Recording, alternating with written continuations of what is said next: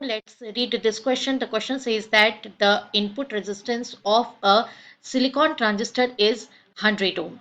Base current is changed by 40 microampere, which results in a change in collector current by 2 milliampere. This transistor is used as a common emitter amplifier with a load resistance of 4 kilo ohm. The voltage gain of the amplifier is 2000, 3000, 4000, 1000. We have to choose the correct option. आइए बच्चों discuss करते हैं की concept है वो हम आपको configuration draw करके ही बता दे रहे हैं। देखिए कौन सा वाला कॉन्फ़िगरेशन लिया है इसने, कॉमन इमीटर एम्पलीफायर।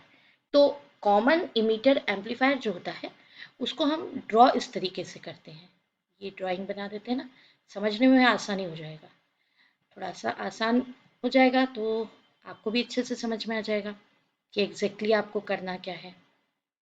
तो ये रहा इमीटर, ठीक है, ये इमीटर है, इसको कॉमन कर रहे हैं हम। This one is base and ये कलेक्टर। तो ये बन गया ट्रांजिस्टर।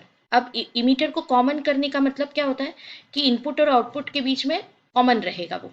तो ये हो गया कॉमन, क्योंकि यहाँ से ये दो टर्मिनल जाएंगे इनपुट के लिए, तो ये हो जाएंगे इनपुट टर्मिनल्स। और यहाँ से एक टर्मिनल ये जो कि कॉमन है, और ये टर्मिनल आएगा जो कि होगा आउटपुट। तो ये है आउटपुट टर्मिनल। यहाँ पे जो भी इनपुट पे दिया जाता है वो इनपुट करंट, इनपुट वोल्टेज होता है। आउटपुट पे जो कलेक्ट करते हैं वो आउटपुट करंट, आउटपुट वोल्टेज होता है। बट टर्मिनल देख करके हमको समझ में आ जाता है कि कौन सी इनपुट करंट होगी, कौन सी आउटपुट करंट होगी। जैसे ये बेस, तो इससे related current that is IB current जो होगी वो इनपुट करंट होगी। और ये आईसी करंट जो होगी वो क्या हो जाएगी, आउटपुट करंट हो जाएगी। तो इनपुट करंट और आउटपुट करंट ये हमको पता चल गए। अब हम डिफाइन करते हैं करंट गेन। तो देखिए बच्चों, जो कॉमन इमीटर के लिए मतलब हम करंट गेन डिफाइन करते हैं उसको हम इस तरीके से डिफाइन करते हैं कि output current divided by input current. तो हमें पता चल जाता है कि यहाँ पे कितना गेन हो रहा है।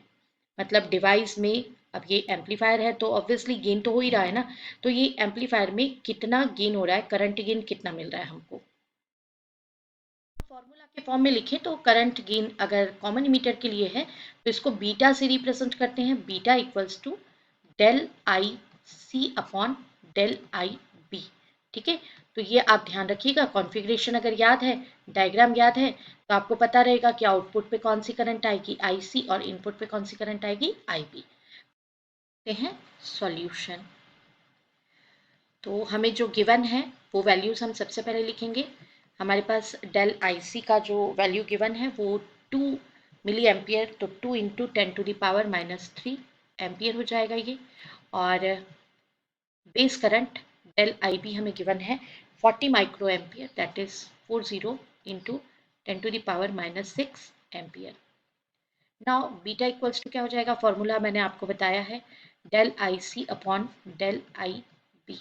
तो ये आई सी की वैल्यू पुट कर दीजिए 2 इंटू 10⁻³ अपॉन 40 इंटू 10⁻⁻6।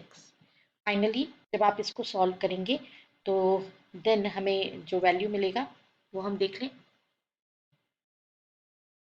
बीटा का वैल्यू कितना मिल गया, 50। मतलब करंट गेन तो कितना हो जाता है, 50।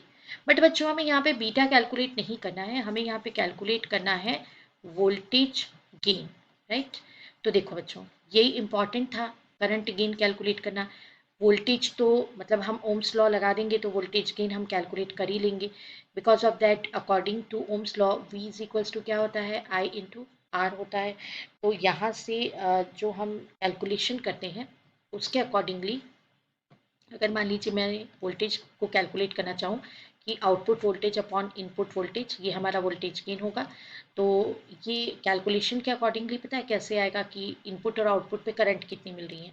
मतलब ये आपको मिलेगा del I C upon del I B, ये मिल जाएगा। ये तो वोल्टेज और इनपुट पे resistance, that is R output upon R input. तो मैंने ये आई सी अपॉन आई भी तो कैलकुलेट कर ही लिया है। तो voltage gain is equals to 50 into, अब ये जो वैल्यूज हैं वो पुट कर दीजिए, 4 into 10⁻³ divided by 100. Finally, we get value 2000. आइए देखते हैं कि कौन सा ऑप्शन करेक्ट है. Option A. This is the right option. I hope you understood it well. Best of luck. Thank you.